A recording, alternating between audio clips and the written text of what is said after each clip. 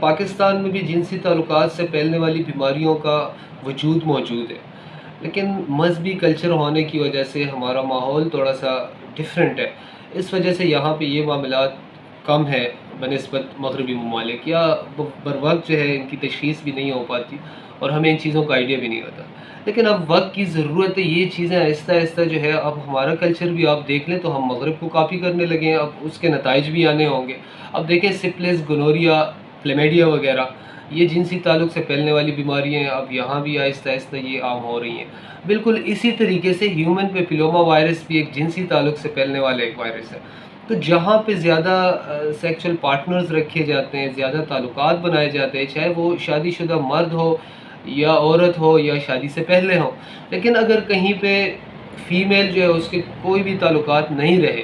لیکن اگر اس کا شوہر کہیں جا کے وہ جنسی تعلقات میں پڑ جاتے تو وہ وہاں سے ہیومن پیپیلوما وائرس بھی کیری کر سکتے اور اپنی وائف کو ٹرانسمٹ کر سکتے، بلکہ اس کے علاوہ سپلس، گنوریا، کلیمیڈیا وغیرہ بھی کر سکتے۔ تو ہمیں ان چیزوں کو بھی سمجھنا پڑے گا کہ اب وقت کی ضرورت ہے کہ ہم سیکچولی ٹرانسمیٹڈ ڈیزیز کو سمجھیں اور ہم مغرب کا جو کلچر ہے اس کو اپنانا چھوڑ دیں، کیونکہ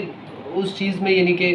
کسی بھی قسم کا ہمیں جو ہے فائدہ نہیں ہے، بلکہ ہم مختلف قسم کی بیماریوں کی ضد میں چلے جائیں گے۔